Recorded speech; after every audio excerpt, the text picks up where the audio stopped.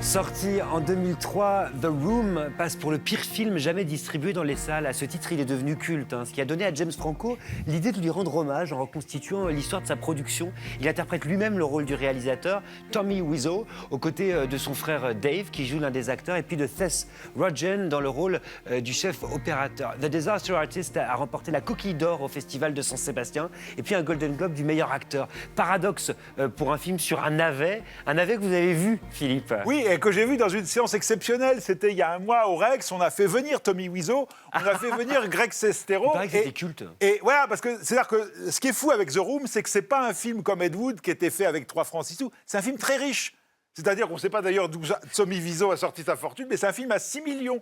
Pour vous donner un exemple, c'est que par exemple, le matériel de vidéo, il l'a pas loué, il l'a acheté. C'est du délire. Et résultat, c'est un film riche, totalement nul.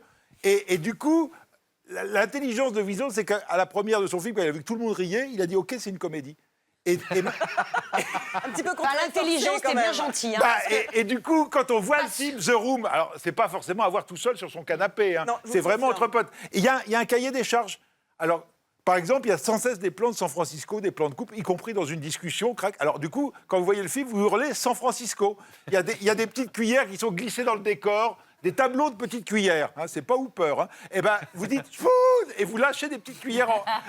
Et donc, non, mais il y a une ambiance de folie. C'est un peu comme, il y a un rituel un peu comme The Rocky Horror Picture Show. Et si vous vous prêtez à ça, c'est génial. Comme le personnage passe son temps à dire oh, bonjour, au revoir, hi Mark, hi. Alors.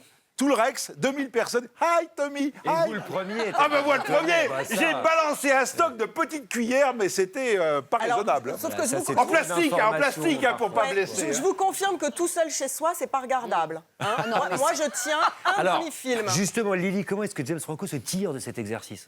Il s'en tire très très bien. Bon, déjà, ce qui est intéressant, c'est dans ce que tu disais, c'est que l'amateurisme total montre les coutures de ce qui fait cinéma pour nous. Et du coup, c'est comme l'art brut. En fait, c'est le génie et la folie se frôlent à cet endroit-là.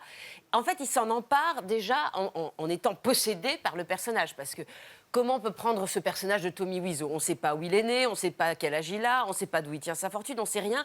La manière la plus intéressante était de rentrer physiquement dans ce personnage et dans ce tournage qui nous permet de parler de cinéma, de parler de cette aventure folle. Parce que ce n'est pas donné à tous les mauvais films d'être connu 20 ans après ou 10 ans après. Non, c'est un mauvais film spécial. Donc là, on va voir, c'est les deux aspects donc, de ce personnage, vu par l'acteur débutant, dont c'est le fantasme absolu.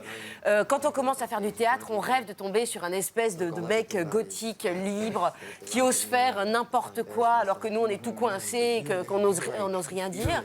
Et c'est le fantasme absolu. Donc il est d'abord vu à travers ce regard-là, comme un potentiel Jim Morrison naissant. Et dans toute la partie du film, quand le tournage va commencer, ça va être la déconstruction de cette rêverie en s'apercevant que c'est juste un bras cassé. Et même là, si on regarde bien, qu'on ne se laisse pas emporter par le regard du genou, on s'aperçoit qu'il parle n'importe comment et qu'en fait, c'est pas si bien comment ils vont interpréter ce personnage, mais on a envie d'y croire avec lui. Mais c'est fou, vous n'avez pas eu tous envie d'avoir ce copain-là quand vous arriviez Non. à l'hôpital? Oui. Ah non. Et voilà, ils ont ce moment, on se sent exister, on devient artiste, voilà. Et d'un seul coup, il y a la réalité. C'est-à-dire, il faut tourner une scène, il y a des gens qui sont payés. Et ils n'arrivent pas à faire sa réplique. Et c'est vraiment là où l'amateurisme et le génie méta se frôlent. Voilà, ça c'est fabuleux. Si vous essayez... Hi Mark. Hi Mark. C'est totalement psychotique comme façon de parler. Voilà. Et pour le refaire de manière comique, ça serait un travail dingue qu'il a effectué pour ce rôle-là. Quelque part entre l'amateurisme et le méta, ça résume bien l'intérêt particulier qu'on porte à ce film. Déjà, alors, puisqu'on est dans le méta, il y a une autre couche de méta, c'est qu'il tourne avec son frère. Oui. Parce que c'est l'histoire d'un type quand même à peu près débile, mais tellement mégalo qu'il peut faire croire à une sorte de génie qui entraîne dans sa mégalomanie donc un jeune type. Son meilleur ami. Là, c'est l'histoire d'un acteur extrêmement mégalo. Là, je parle du film en lui, celui-là, qui entraîne son frère moins connu que lui dans un film sur la mégalomanie. Vous voyez ce que je veux dire ? Bon, c'est aussi un film sur le narcissisme de James Franco. Non, touche pas James, touche pas. Mais c'est passionnant pour ça. C'est l'histoire d'un narcissique qui raconte l'histoire d'un mégalo débile avec son petit frère. C'est intéressant.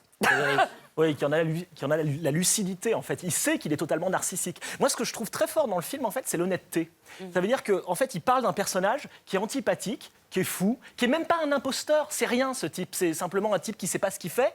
Et ben, il nous le montre, franchement, comme il est, Franco. Et à la fin, on n'a pas envie de s'intéresser. Franco. On n'a pas envie de s'intéresser à Tommy Wiseau. On n'a pas envie de savoir d'où il tire sa Ah fortune. non, je suis pas d'accord. Je suis pas Attends, et d'accord. autre chose, Attends, il nous passionne. On et a envie de autre savoir chose, qui il est. c'est que à la fin, on n'a pas envie de voir The Room. C'est-à-dire qu'il Ah nous non, montre- c'est pas vrai. C'est pas vrai. Ah, si, je suis d'accord. il nous montre Ah, si. tellement que c'est un échec, tellement que c'est un nanar qu'on se dit je vais pas perdre mon Mais temps ça, sur mon attends, canapé comme t'oublies Marie que à regarder ce La film. dernière séquence du film, c'est un montage en split screen où on voit les scènes qu'il a Ça reconstituées. suffit, les scènes Philippe. du film. ben, Ça c'est- suffit, ça- ça suffit, Philippe. Ah non. Ça Ça suffit. Marie. Mais c'est marrant, moi, il y a que ça qui m'a intéressé dans C'est pas The Disaster Artist, finalement, c'est de voir qu'ils avaient tourné à l'identique et reconstitué, séquence par séquence, tout ce qu'il y a de plus calamiteux Parce que dans le ce qu'il film. faut- ce Pour qu'il le faut dire, reste, c'est moi, j'attends toujours le point de vue de cinéaste de James Franco. Mais Je il trouve en le a film pas. très plat.